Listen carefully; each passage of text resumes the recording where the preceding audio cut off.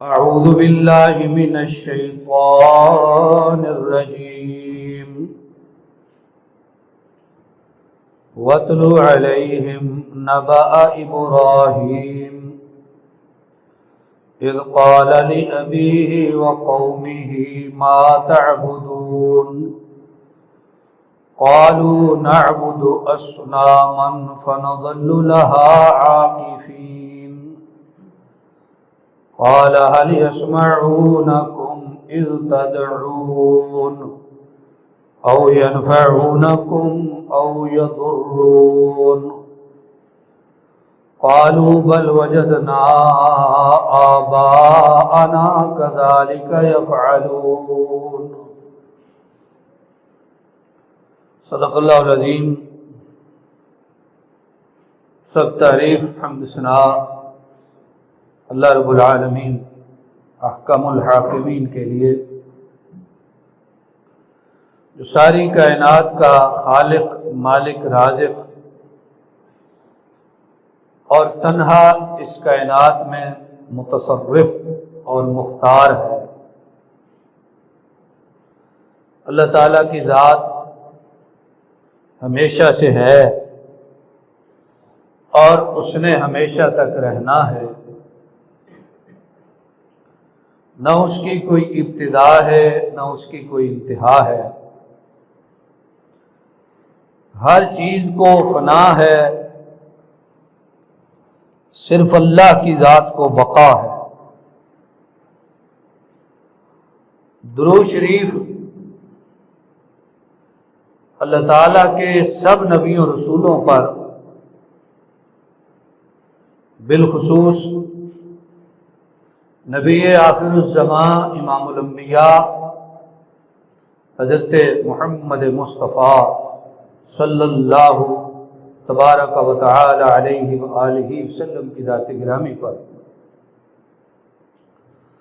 اللہ تبارک و تعالی کی طرف سے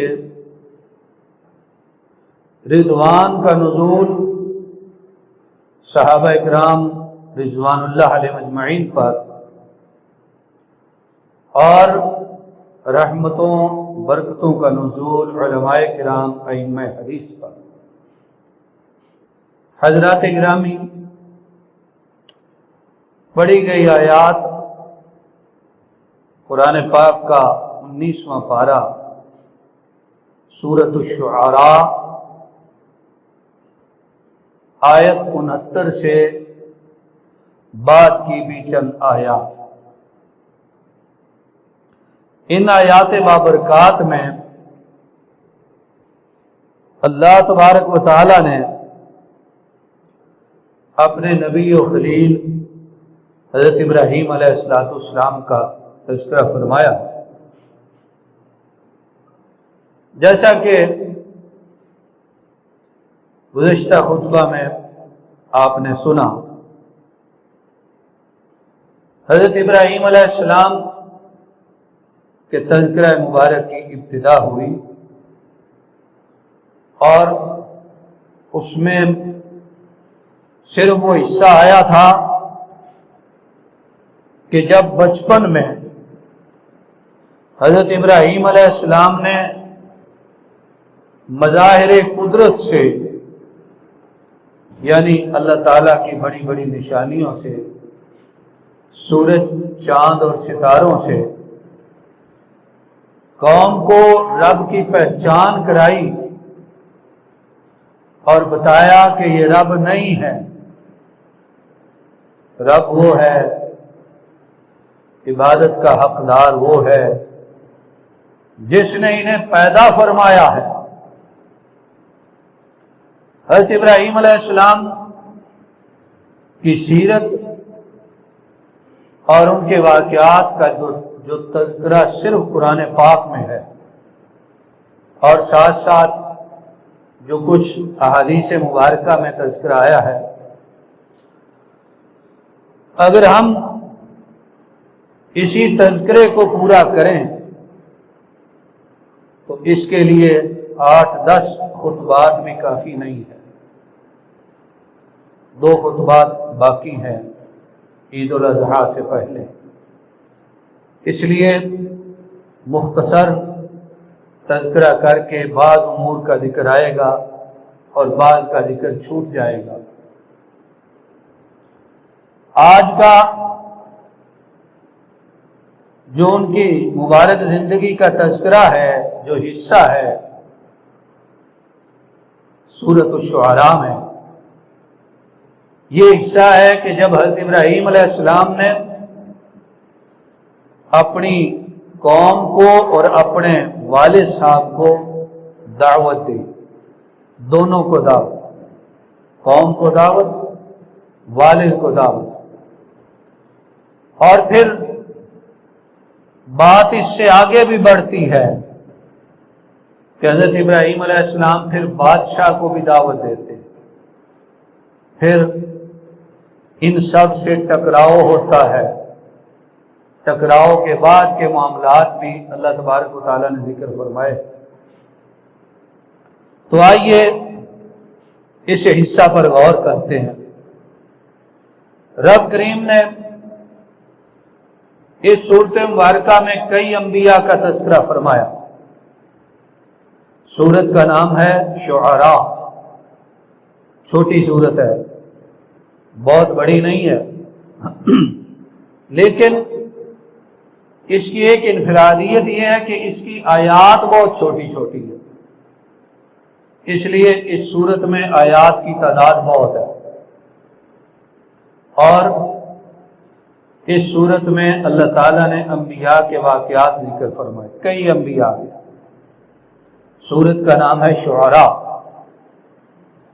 سورت کے آخر میں لفظ شعراء آیا ہے، اور تناظر یہ ہے کہ اے میرے نبی، آخری نبی جناب محمد مصطفیٰ صلی اللہ علیہ وسلم، آپ پریشان نہ ہوں۔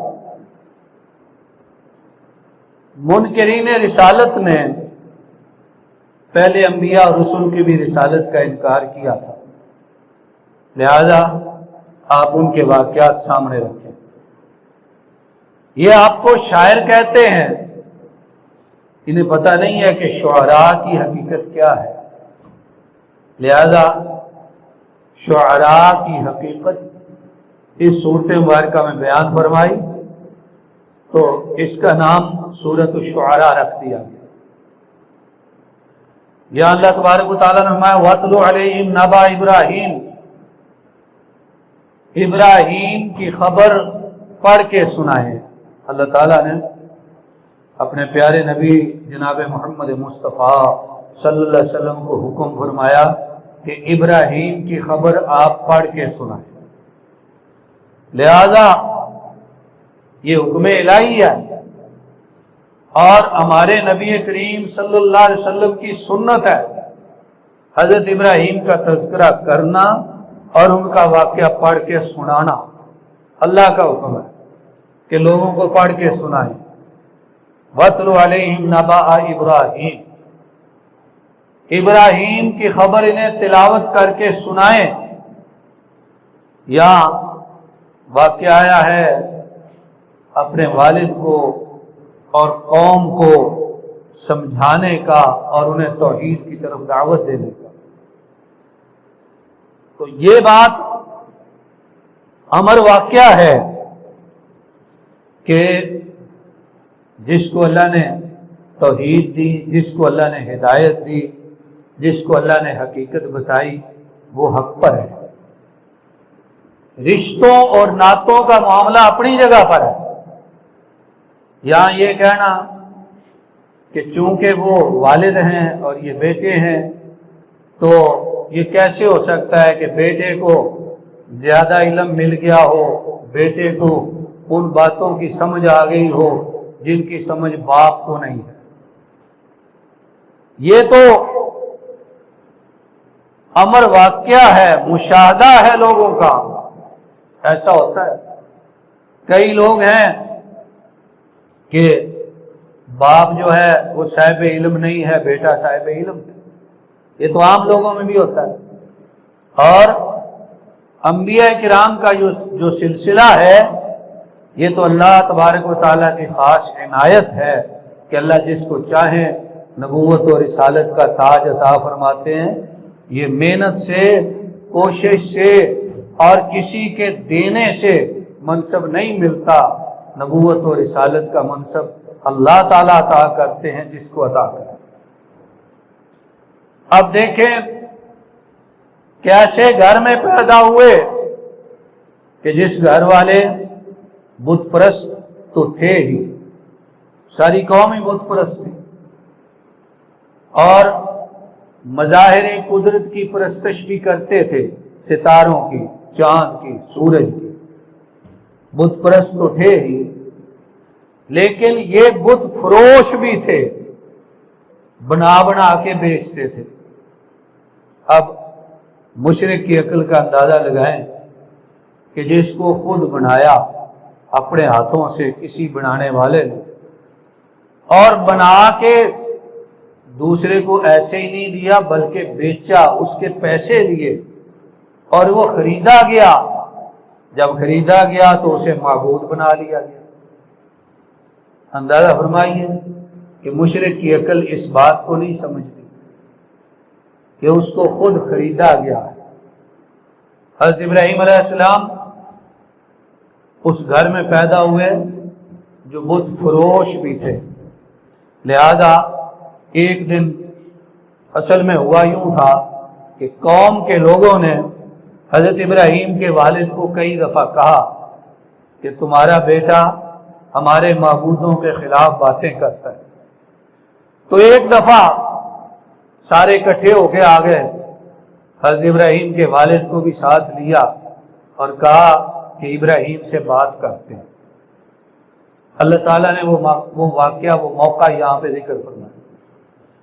اذ قال لأبیہ وقومہ ما تعبدون، جب اکٹھے ہو گئے حضرت ابراہیم علیہ السلام نے فرمایا تم کس کی عبادت کرتے ہو؟ قالوا نعبد اصناما فنظل لها عاکفین، کہنے لگے ہم اصنام کی عبادت کرتے ہیں، بتوں کی عبادت کرتے ہیں، فنظل لها عاکفین، اور ہم ان کے لیے جھکے رہتے ہیں۔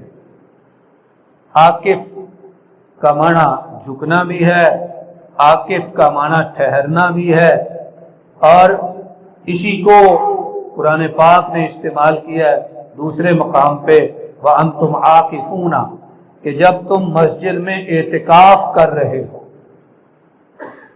اعتکاف بھی چونکہ ٹھہرنا ہوتا ہے، اور اللہ نے فرمایا طہر بیتی للطائفین والعاکفین، میرے گھر کو پاک کریں طواف کرنے والوں کے لیے اور اعتکاف کرنے والوں کے لیے۔ جیسے اللہ کے سامنے جھکا جاتا ہے، جیسے اللہ کے سامنے ٹھہرا جاتا ہے، جیسے اللہ کے لیے اعتکاف کیا جاتا ہے، اس طرح وہ بتوں کے سامنے ٹھہرتے تھے، آداب بجا لاتے تھے، عبادت کرتے تھے۔ حضرت ابراہیم علیہ السلام نے فرمایا هل يسمعونكم اذ تدعون او ينفعونكم او يضرون، مجھے یہ بتاؤ کہ جب تم انہیں پکارتے ہو، جب تم ان کے سامنے دعا کرتے ہو تو کیا یہ تمہاری دعا سنتے ہیں؟ او ينفعونكم او يضرون، یا یہ تمہیں کوئی نفع دے سکتے ہیں یا نقصان دے سکتے ہیں؟ حضرت ابراہیم علیہ السلام نے آنے واحد میں گویا 3 سوال کر دیے۔ پہلا سوال، جب تم انہیں پکارتے ہو تو کیا یہ تمہاری پکار سنتے ہیں؟ رب تو وہ ہے کہ جس کو پکارا جائے وہ سن لے، اسے پکارا ہی اس لیے جا رہا ہے کہ وہ سنے، نہ صرف سنے بلکہ سن کے پکارنے والے کی درخواست کو قبول بھی کرے۔ رب تو وہ ہے۔ واقعہ 28ویں پارے کے پہلے الفاظ میں اللہ تبارک و تعالیٰ نے ذکر فرمایا، ایک خاتون آئی جس کے خاوند نے اسے ماں کہہ دیا، خولہ خاتون آئی، نبی کریم صلی اللہ علیہ وسلم کے ساتھ اس معاملے میں بات چیت کرنے لگی کہ اس مسئلہ کا حل کیا ہے۔ کافی دیر بات ہوتی رہی، پھر وہ چلی گئی۔ اللہ تبارک و تعالیٰ نے فرمایا قد سمع اللہ قول التی تجادلک فی زوجہا، اے میرے نبی، اللہ نے اس عورت کی بات سن لی جو آپ کے ساتھ اپنے خامد کے بارے میں جھگڑا کر رہی تھی، اللہ نے اس کی بات سن لی۔ اب یہاں قابل غور بات کیا ہے؟ قابل غور بات یہ ہے، حضرت عائشہ صدیقہ رضی اللہ تعالیٰ عنہ فرماتی ہیں الحمدللہ الذی وسع سمعہ الاصوات، اس اللہ کی حمد ہے جس کا سننا ساری آوازوں پر وسیع ہے۔ حضرت عائشہ فرماتی ہیں میں بھی کمرے میں تھی، ایک جانب تھی، وہ نبی کریم صلی اللہ علیہ وسلم کے سامنے اپنا معاملہ پیش کر رہی تھی، اپنی بات کر رہی تھی، میں اس کی بات سن نہیں سکی، میں اس کی بات سمجھ نہیں سکی، جبکہ اللہ تعالیٰ آسمانوں کے اوپر سے فرماتے ہیں کہ اللہ نے اس کی بات سن لی اور اس کی پکار کو قبول بھی کر لیا۔ لہذا رب وہ ہے جو سنتا ہو۔ یہاں تو کہا کیا جب تم پکارتے ہو وہ سنتے ہیں؟ یا یہ بھی پوچھا جا سکتا ہے کہ جو پکار نہیں سکتا اس کی کیسے سنتے ہیں؟ جو گنگا ہے، جو بول نہیں سکتا، اس کی کیسے سنتے ہیں؟ اللہ تو ان کی بھی سنتا ہے اور اللہ ان کی بھی حاجات پوری کرتا ہے جو بول نہیں سکتے۔ حضرت ابراہیم نے فرمایا کیا یہ سنتے ہیں جب تم پکارتے ہو اور کوئی نفع یا کوئی نقصان دے سکتے ہیں؟ نفع اور نقصان کا اختیار اس کائنات میں بہت بڑا اختیار ہے۔ اس لیے اللہ تبارک و تعالیٰ نے اپنی توحید کے دلائل میں اس بات کو کئی جگہ پہ بیان فرمایا، نفع و نقصان کی بات۔ ایک مقام پہ اللہ تعالیٰ نے اپنے محبوب نبی اور آخری نبی جو کائنات میں سب سے اعلیٰ ہستی ہیں، اللہ تعالیٰ نے ان کو مخاطب کیا اور ان کی مثال دنیا کے سامنے پیش فرمائی۔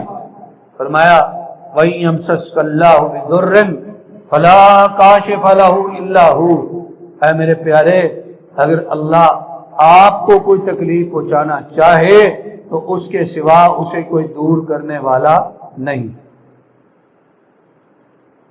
تکلیف انسان پہ آ جاتی ہے، نفع بھی آتے ہیں، نقصان بھی آتے ہیں، لیکن صحیح ایمان اور عقیدہ یہ ہے کہ سب کچھ اللہ کی طرف سے۔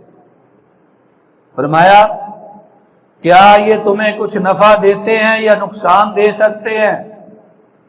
انہوں نے ان سوالوں کا جواب نہیں دیا۔ حضرت ابراہیم نے 3 باتیں پوچھی تھی، کیا تمہاری پکار سنتے ہیں؟ نفع دے سکتے ہیں؟ نقصان دے سکتے ہیں؟ انہوں نے تینوں باتوں کا اصل جواب نہیں دیا، بس جواب میں ایک بات کہی، قالوا بل وجدنا آباءنا کذالک یفعلون، کہنے لگے کہ ہم نے اپنے آباء و اجداد کو دیکھا ہے کہ وہ ایسے ہی کرتے تھے۔ حالانکہ یہ کوئی دلیل نہیں ہے، جو پوچھا جا رہا ہے اس سوال کا جواب نہیں ہے۔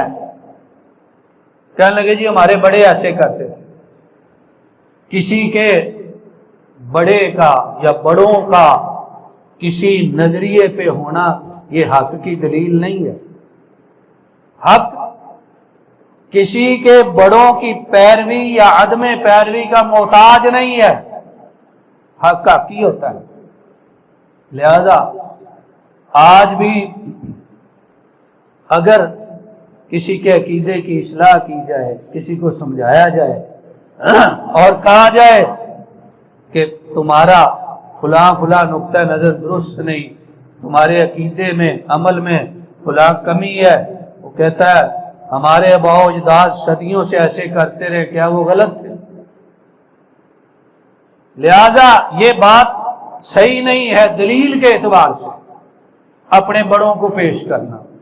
حق کسی بڑے یا چھوٹے کا محتاج نہیں، حق اپنی حقانیت واضح کرنے میں خود قوت رکھتا ہے، لہذا کسی کے بڑے اس پہ تھے یا نہیں تھے، یہ حق کو اس کی احتیاج نہیں ہے۔ شاید اسی انداز میں اقبال نے کہا تھا، آئینے نو سے ڈرنا، طرز کہن پہ اڑنا، مشکل یہی ہے منزل قوموں کی زندگی میں۔ نئے قانون سے، نئی بات سے ڈرتے ہیں اور کہتے ہیں وہ پرانا معاملہ ٹھیک ہے، جس طرح ہمارے بڑے کرتے رہے وہ ٹھیک ہے۔ وہ کہتے ہیں کہ جب یہ مرحلہ کسی قوم پہ یا فرد پہ آ جائے پھر اس کی اصلاح بڑی مشکل ہو جاتی ہے۔ لہذا انہوں نے کہا جی ہمارے بڑے ایسے کرتے رہے ہیں۔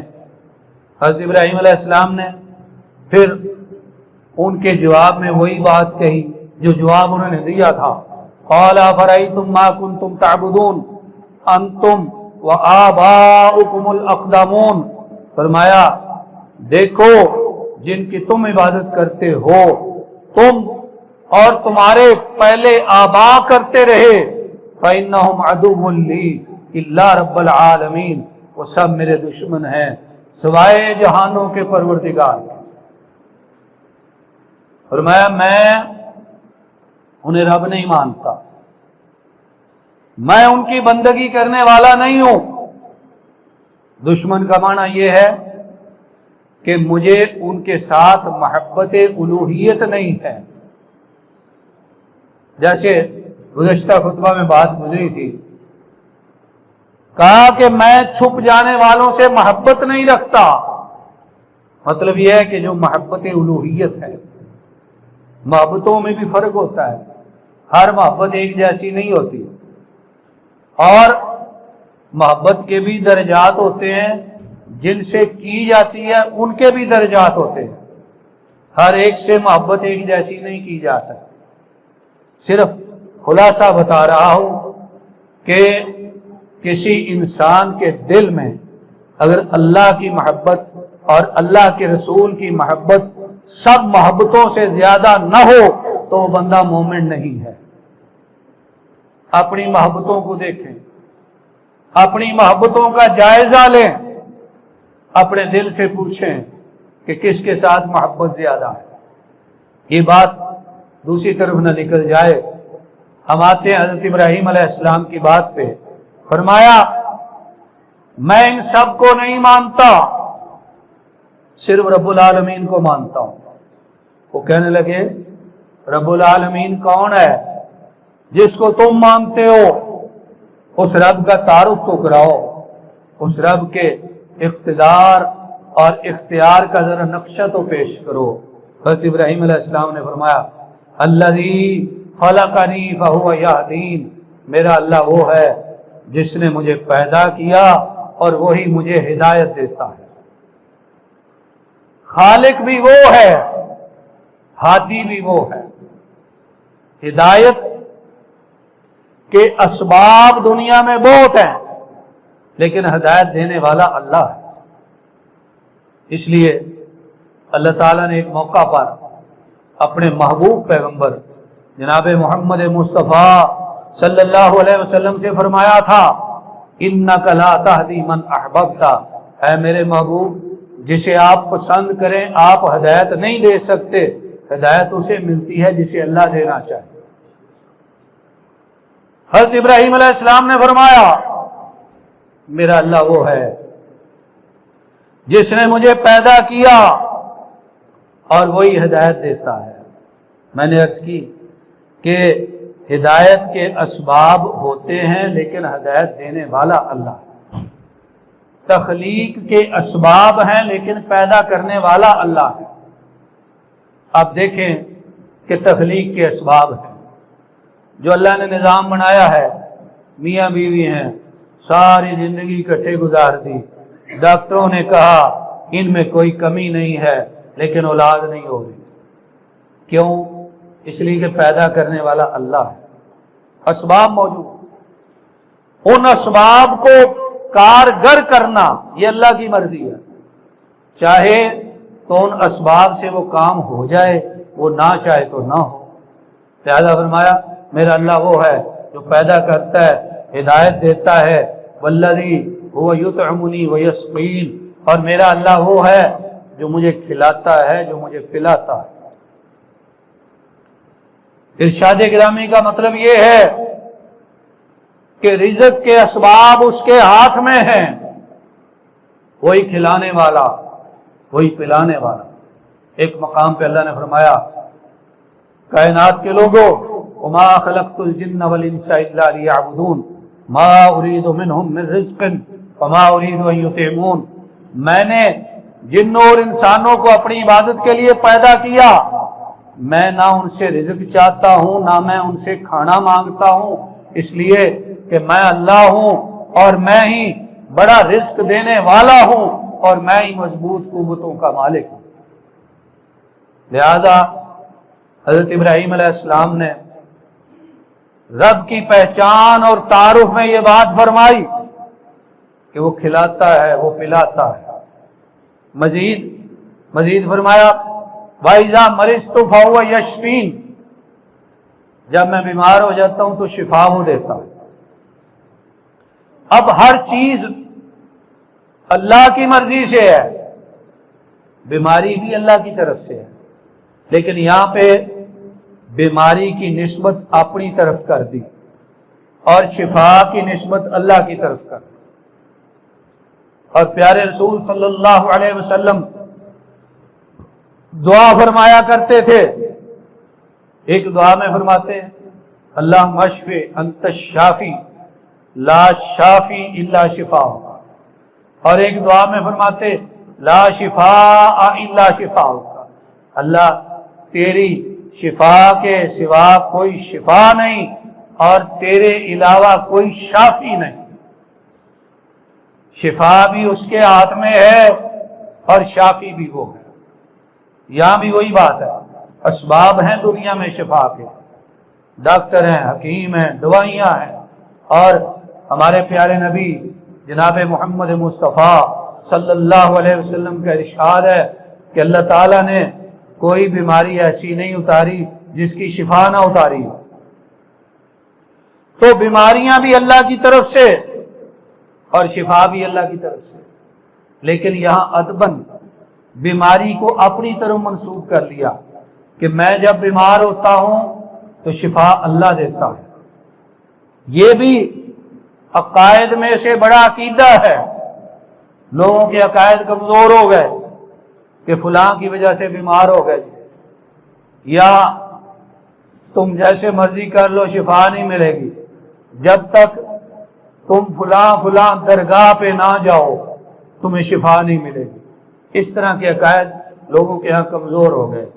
دیکھیں ساری درگاہیں، ساری بارگاہیں اپنے مقام پہ قابل احترام ہیں، لیکن سب سے بڑی درگاہ اور سب سے بڑی بارگاہ اللہ کی ہے کہ جس بارگاہ میں حاضر ہونے والا کبھی خالی ہاتھ نہیں جاتا۔ اس کی بارگاہ میں آ جائے، اس کی درگاہ پہ آ جائے۔ انبیاء کرام نے اپنی حاجات کس سے مانگی؟ اللہ سے۔ رزق کس سے مانگا؟ اللہ سے۔ بیماری پر شفا کس سے مانگی؟ اللہ سے۔ 100 سال کم و بیش عمر ہو گئی حضرت ابراہیم کی اور حضرت زکریا کی، اولاد نہیں ہو رہی تھی، اولاد کے لیے دعا کس سے مانگی؟ اللہ سے۔ سالوں بیمار رہے حضرت ایوب علیہ السلام، ان کے لیے کوئی علاج کارگر نہ ہو سکا، کوئی حکیم دوائی نہ دے سکا، ان کو بھی شفا کس نے دی؟ اللہ نے۔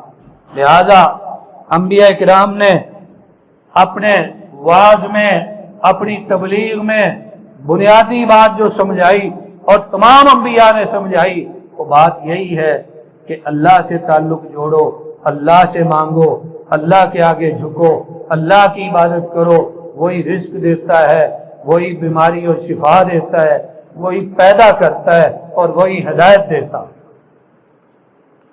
حضرت ابراہیم علیہ السلام یہ بات قوم کو سمجھا رہے ہیں، لہذا یہاں یہ بھی فرمایا والذی یمیتنی ثم یحیین، وہی اللہ ہے کہ مجھے مارے گا پھر زندہ کرے گا، یعنی زندگی اور موت اللہ کے ہاتھ میں۔ اور موت کی حقیقت ایسی حقیقت ہے جس سے کسی کو فرار نہیں ہے، کسی کو فرار نہیں ہے۔